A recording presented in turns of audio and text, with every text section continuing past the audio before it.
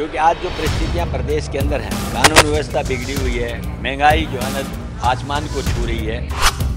क्या है, हम 10 तारीख को डिस्कशन के बाद इस सदन के इस परिणाम पर पहुंच पाएंगे कि कौन आदमी किसानों के हित में है, कौन आदमी किसानों के हित के खिलाफ है। अगर कानून जो बना रहे हैं, अगर उसमें कुछ सच्चाई हो तो मैं समझता हूँ ठीक है, लेकिन सच्चाई से बहुत दूर है।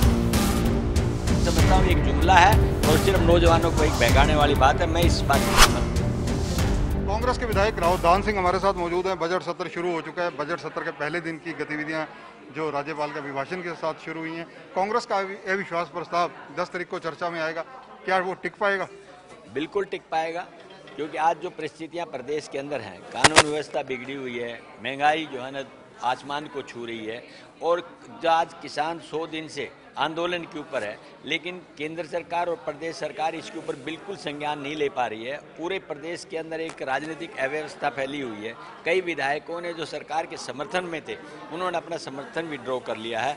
एक विधायक ने इसी कानून के विरोध में अपना इस्तीफा तक दे दिया है। इन परिस्थितियों के अंदर ये जरूरी हो चुका था कि हम प्रदेश के सदन के ऊपर ये रखें कि सच्चाई क्या है। हम 10 तारीख को डिस्कशन के बाद इस सदन के इस परिणाम पर पहुंच पाएंगे कि कौन आदमी किसानों के हित में है, कौन आदमी किसानों के हित के खिलाफ है, और ये बात उसी दिन तय हो जाएगी। आपको लगता है कि कृषि कानूनों पर, क्योंकि केंद्र के कानून है, हरियाणा में चर्चा बनती है? देखिए, मैं समझता हूँ कानून केंद्र के हैं, लेकिन आज हमने जो इशू रखा था वो एपीएमसी का रखा था, वो स्टेट सब्जेक्ट है। पहले भी हम अमेंडमेंट कर चुके हैं एपीएमसी के अंदर, अब भी किया जा सकता था। और आज उसमें मात्र एक बात थी कि आप एपीएमसी के अंदर जो हम लेके आना चाहते थे अमेंडमेंट की, कोई भी व्यक्ति एमएसपी से कम बेचेगा या खरीदेगा उसमें सजा का प्रावधान होना चाहिए।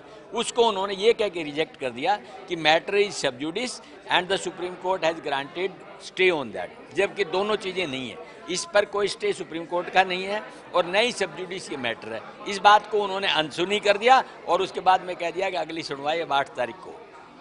75% रोजगार हरियाणा के बच्चों को हरियाणा की फैक्ट्रियों में, इस कानून को कैसे देखते हैं? देखिए, अगर कानून जो बना रहे हैं, अगर उसमें कुछ सच्चाई हो तो मैं समझता हूँ ठीक है, लेकिन सच्चाई से बहुत दूर है।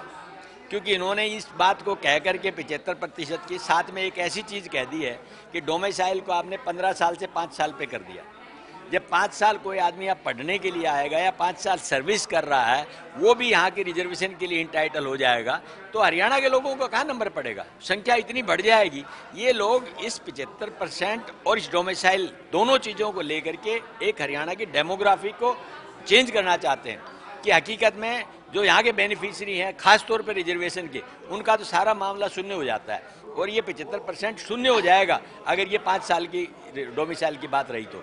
मैं समझता हूँ 75% संभव ही नहीं है, क्योंकि इसमें बहुत सारी चीज़ें होती हैं जो स्किल डेवलपमेंट है, जॉब ओरिएंटेड कोर्सेज हैं, वो शायद नहीं मिल पाएंगे। तो उन लोगों का आप किस तरह से रिजर्वेशन 75% दे पाएंगे?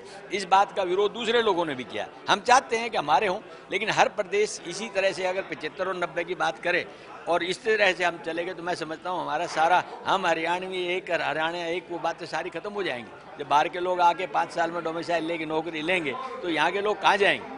मैं समझता हूँ एक जुमला है और सिर्फ नौजवानों को एक बहकाने वाली बात है। मैं इस बात से सहमत नहीं। बजट कैसा देखते हैं, क्योंकि मुख्यमंत्री वित्त मंत्री भी हैं, बजट पेश करेंगे, क्या उम्मीद है? देखिए, बजट पेश होने के बाद ही बता पाएंगे। 12 तारीख को अब शायद उन्होंने तय किया है कि हम बजट रखेंगे, और हम समझते हैं कि बजट पेश होने के बाद ही इस पर चर्चा करें तो ज़्यादा अच्छा। धन्यवाद रावदान सिंह जी। तो ये हैं रावदान सिंह जो बता रहे हैं कि कांग्रेस की क्या रणनीति रहेगी, किस प्रकार से अविश्वास प्रस्ताव पर इनको कई और विधायकों का समर्थन मिलने की उम्मीद है, किस उम्मीद से अविश्वास प्रस्ताव लगाया गया है, ये सब बातें चर्चा की। कैमरामैन सुनील के साथ चंद्रशेखर धरनी, पंजाब केसरी टीवी, चंडीगढ़।